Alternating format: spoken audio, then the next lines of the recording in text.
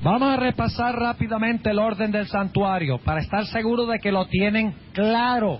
Tenemos que saber la secuencia de muebles. ¿Qué era el primer mueble que se encontraba en el santuario? ¿El altar de qué? El altar del sacrificio. Luego se encontraba ¿qué cosa? El lavacro o la fuente. Luego entraba uno por la puerta del tabernáculo y entraba ¿cuál lugar? El lugar santo. ¿Cuántos muebles había en el lugar santo? 3. Al lado derecho estaba el pan de la proposición, los panes de la proposición. Al lado izquierdo ¿qué estaba? El candelero de oro. Y enfrente ¿qué había? El altar de incienso o el altar de oro. Y luego entraba uno al lugar santísimo y encontraba ¿qué mueble? El arca del pacto. ¿Y qué había dentro del arca del pacto? Los 10 mandamientos. ¿Qué más había dentro del arca del pacto? ¿Un pote de qué? De maná. ¿Y qué más había allí? Había la vara de Aarón que floreció.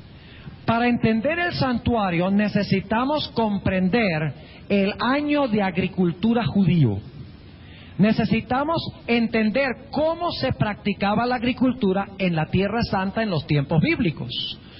Porque vamos a encontrar en esta noche que el año de agricultura sigue el orden exacto que tenemos en los muebles del santuario. O sea que Dios dio el año de agricultura para explicar el orden perfecto del santuario. Ahora, hablemos un poquito del año de agricultura judío. En la tierra de Israel hay un clima subtropical. ¿Qué quiere decir un clima subtropical? Queremos decir un lugar a donde básicamente hay 2 estaciones, aunque en realidad también hay primavera y hay otoño, pero lo más prominente es que hay 2 estaciones, muy parecido acá. Una estación cuando está seco y una estación cuando ¿qué? Y una estación cuando llueve, exactamente. En la tierra de Israel, básicamente en los tiempos bíblicos y hoy en día también, existían las 2 estaciones. Una estación del año o una época del año cuando estaba seco, otra época del año cuando estaba bien mojado porque caía mucha lluvia. Ahora vamos a empezar en el otoño del año judío. El otoño en la tierra de Israel era una época de mucha lluvia. Era una época supremamente mojada. En la Tierra Santa, el otoño cae más o menos en el mes de octubre. Y en el mes de octubre, también noviembre, aproximadamente esos 2 meses, es cuando los agricultores en los tiempos bíblicos sembraban la semilla de cebada y la semilla de trigo, que eran las 2 cosechas grandes primaverales en la tierra de Israel. Ahora, ¿por qué sembraban en el otoño? Primordialmente porque en el otoño la tierra estaba blanda, porque había caído bastante lluvia. La tierra estaba suave, fértil, y por esa razón araban la tierra que estaba suave y sembraban la semilla de cebada y la semilla de trigo. La lluvia que caía en el otoño se conocía como la lluvia temprana. Recuerden eso, se conocía como la lluvia temprana. Y más adelante en la primavera venía lo que se conocía como la lluvia tardía, porque caía más adelante en el año. Así que tenemos la lluvia temprana que caía para suavizar la tierra, para luego el agricultor meter las semillas de trigo y las semillas de cebada, y más adelante caía la lluvia tardía con el propósito de que esas semillas que se habían sembrado crecieran rápidamente al final de la cosecha, maduraran de tal manera que pudieran producir mucho fruto. Después del otoño, después de la siembra de las semillas no crecían inmediatamente, porque inmediatamente después del otoño venía el invierno. El invierno en la tierra de Israel es una época fría. Es una época de mucha oscuridad. Las plantas no crecen, porque para crecer se necesita, ¿qué cosa? Se necesita calor, ¿no es cierto? Se necesita sol. Pero en el invierno que venía después del otoño, la semilla estaba en la tierra, pero la semilla no brotaba en el invierno, porque en el invierno era oscuro y era frío, y se necesita luz y calor para producir bien. Y yo sé eso porque por acá las cosas crecen mucho más rápido que en los Estados Unidos, inclusive el monte crece mucho más rápido. Uno puede cortar el monte y en cuestión de 2 semanas tiene que volver a cortar el monte porque está igual de alto, porque estamos en un clima más o menos semitropical o cerca de tropical aquí también. Nosotros podemos identificarnos con el año de agricultura judío porque es más o menos parecido en algunos aspectos. Así que el invierno la semilla quedaba latente en la tierra porque era una época oscura, una época infértil, era una época cuando no había luz. Ahora, el invierno en la Tierra Santa es durante los meses de noviembre, diciembre, enero y febrero. Primordialmente diciembre, enero y febrero son los meses del invierno. Ustedes recuerdan que dijimos que el otoño es ¿cuándo? ¿Cuáles meses? Los meses de octubre y noviembre, y cae mucha lluvia, la semilla se mete en la tierra, pero como viene el invierno la semilla no empieza a brotar ni a germinar, queda en la tierra latente, queda callada y tranquila la semilla en la tierra durante el periodo del invierno que cubre los meses de diciembre, enero y febrero. Pero luego en la Tierra Santa empiezan a alargarse los días. Saben, en los Estados Unidos nosotros podemos identificarnos un poquito más con esto, porque en el invierno el sol se oculta a veces a las 4 de la tarde, pero en el verano el sol se oculta a veces casi a las 10 de la noche. O sea que los días son más largos. ¿Ustedes sabían eso? Veo que algunos están sorprendidos. Dicen, ¿cómo? ¿Tanta diferencia? 4 de la tarde en diciembre y en el mes de julio y agosto a las 10 de la noche el sol se oculta. Sí, en la Tierra Santa, después del invierno, los días empezaban a ponerse más y más largos. Había luz y la semilla empezaba a germinar y a brotar. De repente todo lo que había estado muerto, y los que han estado en los Estados Unidos saben cómo es el asunto de que los árboles inclusive quedan peladitos, sin hojas. El invierno es una época de muerte, es lóbrego, es oscuro. Lo único medio optimista es que la nieve es blanca, pero fuera de eso es una época lóbrega. Es una época de muerte, pero luego cuando se está acabando el invierno, entonces viene la primavera y empiezan a aparecer las flores. La cosecha de cebada. La cosecha de cebada, y recuerden este detalle, venía aproximadamente en el mes de marzo o abril. Se cosechaban los primeros frutos de la cebada en marzo y abril, y luego se continuaba la cosecha regularmente por algunas semanas después de eso. Pero es necesario que ustedes recuerden que la semilla germinaba y empezaba a brotar en el principio de la primavera. Y luego, después de crecer, la primera cosecha que había era la cosecha de cebada. Y luego el trigo, que se demoraba más, seguía creciendo y creciendo y creciendo el trigo, hasta que finalmente el trigo se cosechaba tarde en la primavera, en el mes de mayo. Ahora quiero que ustedes capten lo que estamos diciendo en su mente, porque esto es algo que no pasa por acá, y por eso necesitamos tenerlo claro en nuestra mente.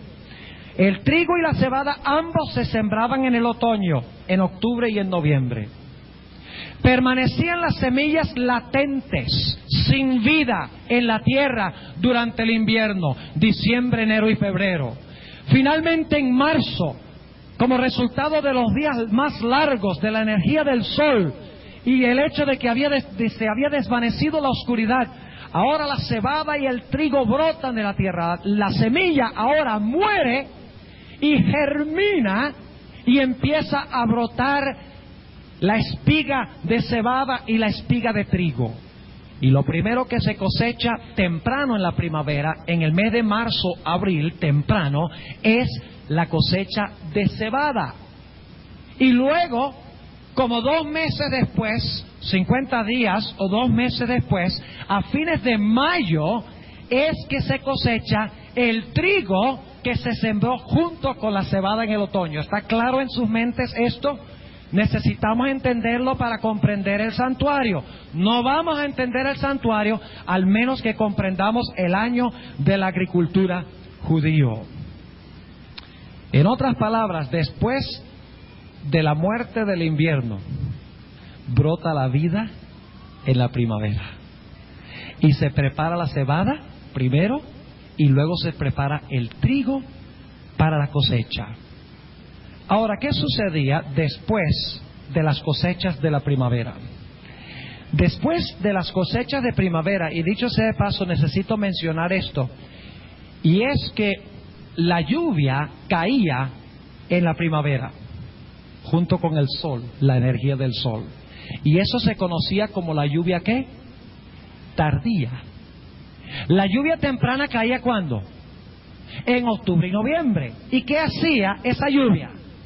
Suavizaba la tierra para que se pudiera, ¿qué? Sembrar la semilla.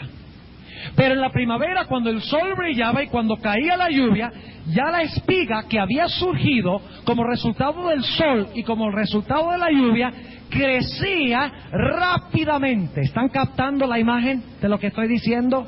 Crecía rápidamente hasta fructificar. Ahora, finalmente, después que se cosechaba el trigo, a fines del mes de mayo, lo que equivale al mes de mayo, que es el mes de Sivan, el mes cuando la semilla brotaba, era en el mes de Nisan. ¿Han oído hablar de Nisan? Nada tiene que ver con el carro Nissan, completamente diferente, pero se escribe parecido a Nisan, para que ustedes recuerden que el mes de Nisan era la primavera cuando brotaba la semilla, y en el mes de mayo, cuando se cosechaba el trigo, se conocía como el mes de Sivan. Ahora, ¿qué pasaba después que se cosechaba el trigo? Después de cosecharse el trigo, la tierra de Israel entra en un periodo que se conoce como el verano. Ahora, ustedes están teniendo un buen verano ahora, ¿verdad?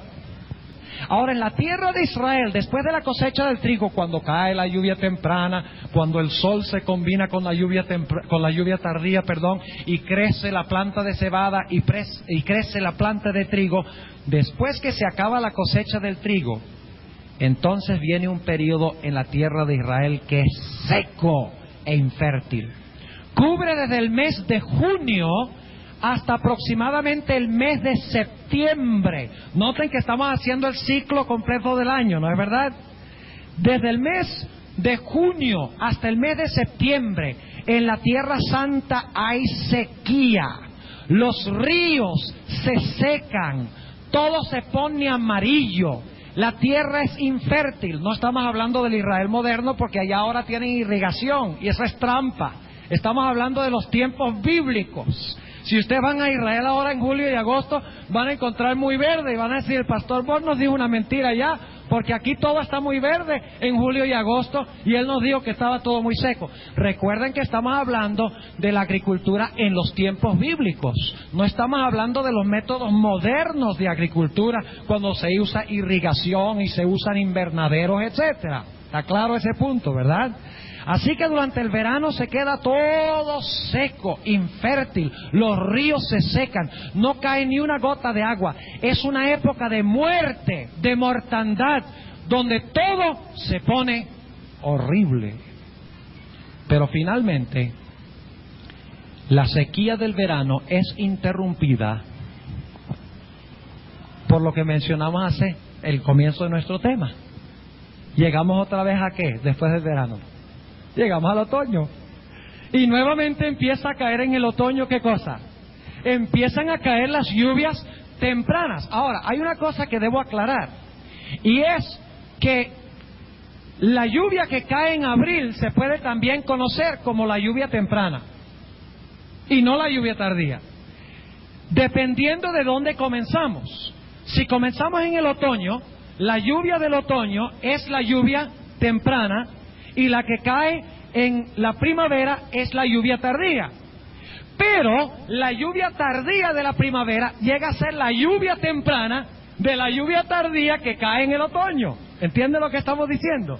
Y la Biblia usa lluvia temprana y lluvia tardía en los dos sentidos. Y tenemos que leer el contexto de la Biblia para ver en qué contexto se está mencionando la lluvia temprana y la lluvia tardía. Ahora, en el otoño cae la lluvia tardía o la lluvia temprana, dependiendo de cómo se analice y cuáles textos bíblicos se estén leyendo. Y en el otoño se cosechaba algo distinto que el trigo y la cebada. El trigo y la cebada eran cosechas primaverales, pero habían también cosechas otoñales. Y vaya qué interesante que las cosechas del otoño era la cosecha de las uvas y la cosecha de las aceitunas o del aceite. Qué interesante. En otras palabras, en el otoño se cosechaban frutos, mientras que en la primavera se cosechaba ¿qué? Se cosechaba cereales. Muy bien, esa es la palabra. Se cosechaban cereales en la primavera y en el otoño se cosechaban uvas y se cosechaban aceitunas y también otras frutas, pero esas eran las dos principales. Si ustedes leen algunos textos, por ejemplo, les voy a mencionar los textos y no los vamos a leer. Joel 2:19, las tres cosas que se mencionan son cereales, vino y aceite, como las tres grandes cosechas. Eso es en Joel 2:19. Y también se mencionan en el Salmo 104 y el versículo 15. Ahora, en el otoño también cosechaban algo de cereales, pero no era la cosecha principal. Ahora, ¿qué hacían en el otoño con las cosechas de las aceitunas? Con las aceitunas ellos hacían ¿qué cosa? El aceite. ¿Y qué representa el aceite en la Biblia? El aceite en la Biblia representa el Espíritu Santo. Una clase de cosecha es aquella que representa el Espíritu Santo. ¿Están entendiendo lo que estamos diciendo? Porque lo que se colocaba dentro de las lámparas no era aceite de cocina. Lo que se colocaba en el candelero era aceite de oliva. Era aceite que venía de las aceitunas, que tenían un proceso donde machacaban las aceitunas y sacaban el aceite para meterlo en el candelabro. Y vamos a encontrar durante el transcurso de esta semana que el candelabro representa la iglesia llena del Espíritu Santo de Dios.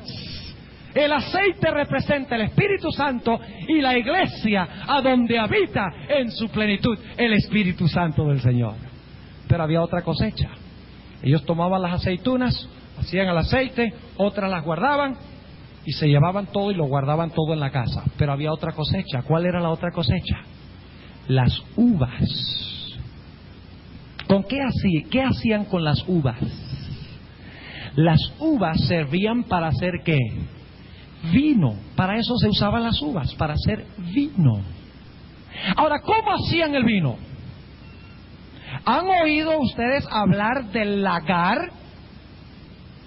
¿Qué era un lagar? Todavía en Italia hay lagares hoy en día. Y me dicen, yo nunca he ido a Italia, pero el doctor Samuel Bacchiocchi, quien es italiano y creció afuerita de la pared del Vaticano, él describe lo que es un lagar. Y él dice que aún hoy en día tienen estos lugares grandes, estos recipientes que son bastante grandes donde cabe gente, y entonces la gente entra en el lagar y empieza a pisar las uvas. ¡Qué interesante!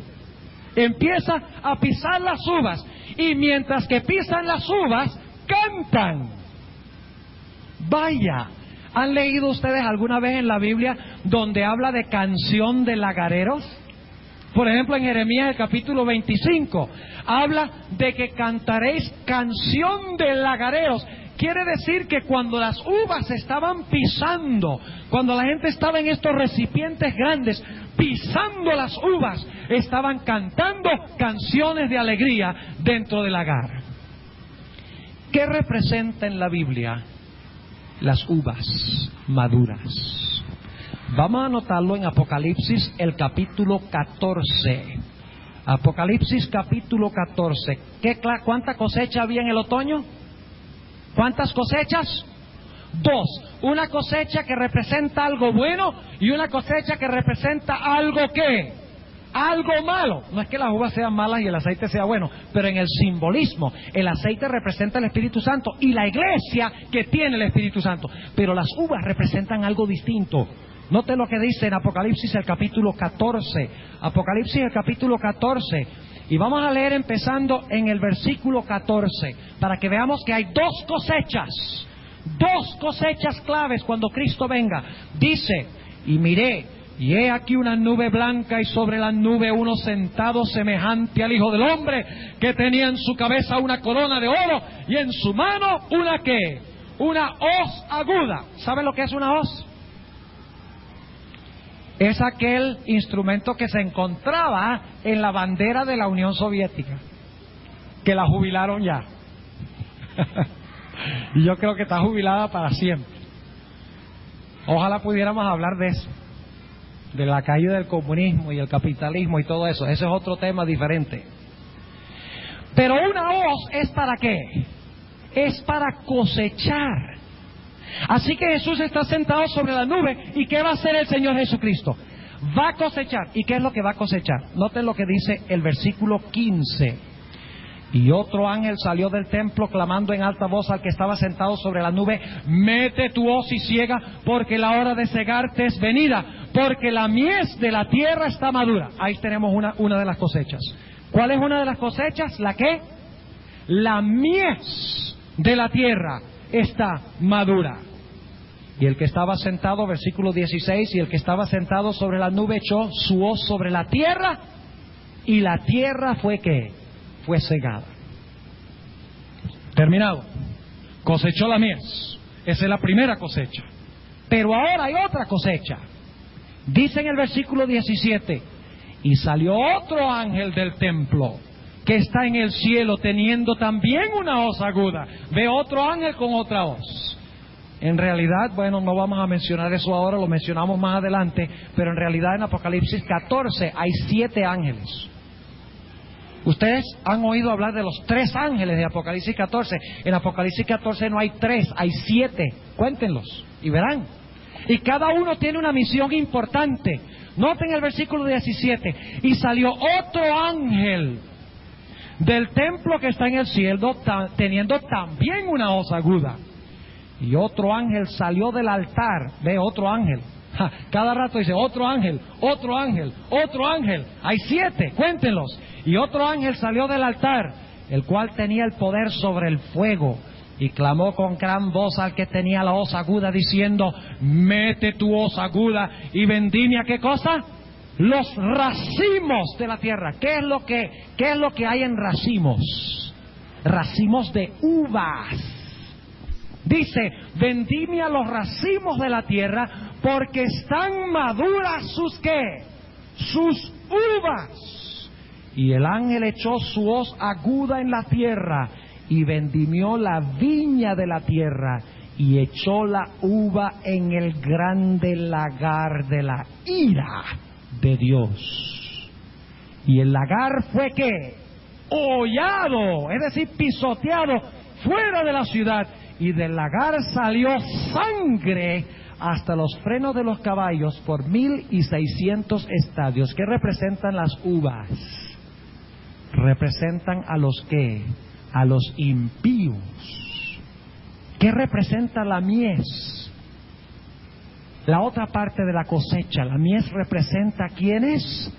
A los santos de Dios. Así que en el otoño habían estas 2 cosechas: la cosecha de las aceitunas, del aceite, la cosecha de las uvas. Jesús lo expresó de otra forma. En el tiempo cuando Juan el Bautista introdujo al Mesías, él dijo que Jesús iba a venir a hacer ¿qué cosa? A limpiar su ¿qué? Su era. ¿Y qué iba a hacer? Iba a tomar el trigo y lo iba a meter en su alfolí. Pero la cizaña y la hojarasca, que representa a los impíos, iba a ser echada ¿dónde? En el fuego para ser quemado. Allí tenemos los dos grupos. El grupo de los buenos y el grupo de los malos, cosechados al final del año de agricultura judío, como las aceitunas y las uvas. ¿Cuántos entendieron el año de agricultura judío que hemos mencionado? ¿Les quedó claro? No olviden, ojalá estén tomando notas, por lo menos en su mente, no olviden el año de agricultura judío, porque es vital para nosotros entender el santuario de Dios, porque el santuario sigue el orden del año de agricultura. Ahora queremos hacer una cosa más esta noche antes de concluir, y es que queremos estudiar a grandes rasgos los festivales o las fiestas judías, porque las fiestas judías, que eran 7, ¿cuántas dije yo? 7. Las fiestas judías siguen también el orden exacto y preciso del santuario, empezando con el campamento y terminando en el lugar santísimo. El año de cosecha y los festivales judíos siguen el mismo orden, paso por paso. Ahora estudiemos el año de agricultura judío. Ustedes recuerdan que lo primero que mencionamos en cuanto al año de agricultura judío es que en el otoño, ¿qué se hacía? En el otoño se sembraba la semilla ¿de qué? De trigo y de cebada. Y que después de sembrarlo venía un tiempo ¿de qué? Un tiempo de oscuridad, un tiempo de frío. Un tiempo cuando la tierra no producía nada, ni siquiera la semilla germinaba por causa del frío y por causa de la oscuridad. Ahora, hay un detalle muy interesante, y es que los festivales judíos,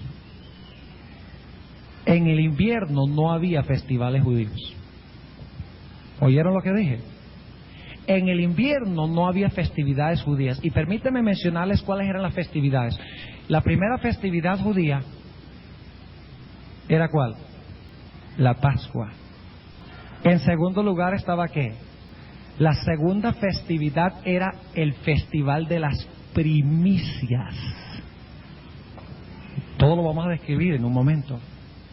El tercer festival era, incluido con la Pascua y las primicias, lo que se conocía como el Festival de Pan sin Levadura, o la fiesta de los ácimos se llamaba. Cubría estos 3 festivales, que era la Pascua, las primicias y Pan sin Levadura. Estaban todos más o menos en el mismo tiempo, como vamos a ver dentro de un momento. La Pascua era el 14 de Nisán.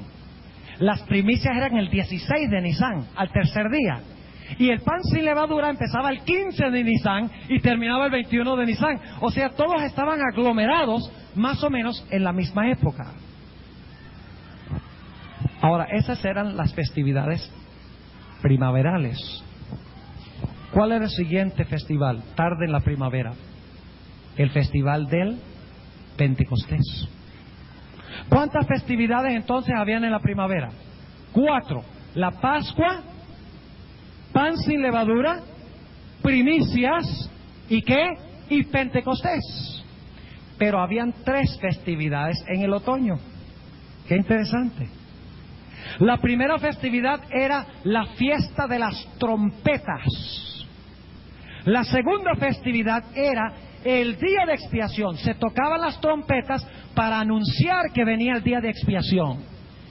Y la última festividad del año, después que se tocaron las trompetas, después del día de expiación, la última festividad era la fiesta de los tabernáculos, cuando la gente celebraba el fin del año de la cosecha.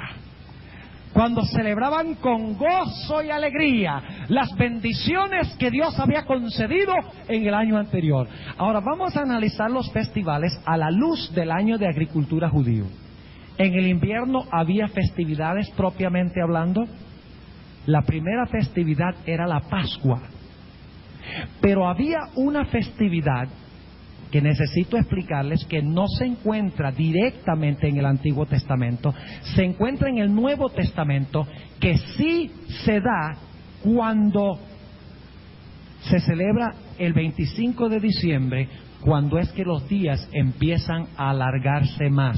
Ustedes saben que el 25 de diciembre es el equinoccio invernal, cuando a partir del 25 de diciembre los días se van alargando más y más y más hasta que hay más abundancia de luz, finalmente en la primavera. Pues resulta que había una festividad que se celebraba empezando el 25 de diciembre entre los judíos. No es una festividad que estaba en el Antiguo Testamento, pero se menciona en el Nuevo Testamento y Cristo Jesús lo observó en el Nuevo Testamento. Ahora, ¿cuál era esa festividad? Era el Festival de las Luces. ¿Cómo se llama hoy en día el Festival de las Luces? Hanukkah.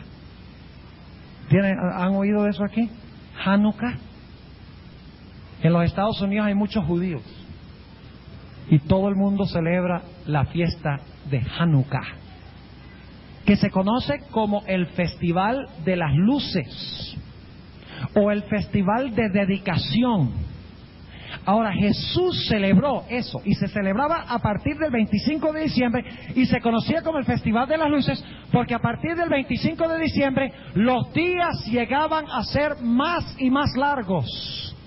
Ahora, había otra razón por la cual se conocía como el Festival de Dedicación, y es que en el año 164 antes de Cristo, un hombre, en realidad del 167 hasta el 164, un hombre con el nombre de Antíoco Epífanes, posiblemente ustedes han oído mencionar a Antíoco Epífanes, llegó a la ciudad de Jerusalén, mató a los sacerdotes, entró al templo y sobre el altar del sacrificio ofreció un cerdo. Abominación de abominación. Y se cortaron los sacrificios por 3 años, entre el año 167 y el año 164. Finalmente, en el año 164, Antíoco Epífanes pasó a la historia, murió.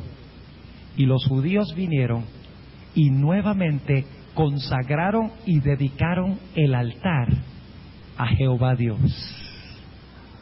Por eso se conocía como el Festival de Dedicación.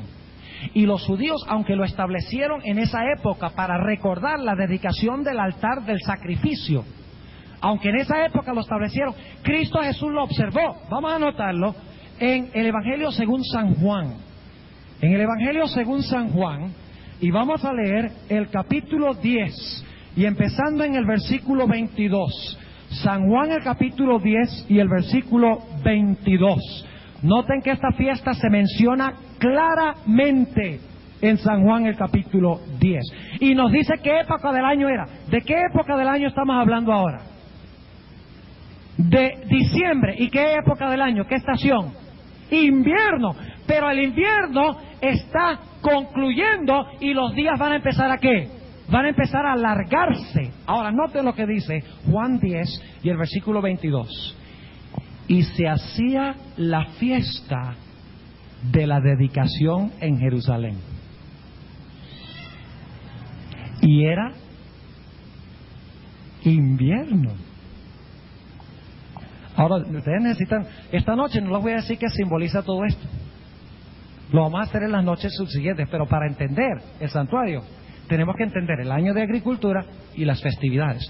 Mañana vamos a hablar de la historia de Israel, Dios mediante. Y les voy a mostrar que la historia de Israel sigue el idéntico orden del santuario también. Empiezan en el altar y terminan en el lugar santísimo. Van a darse cuenta de eso.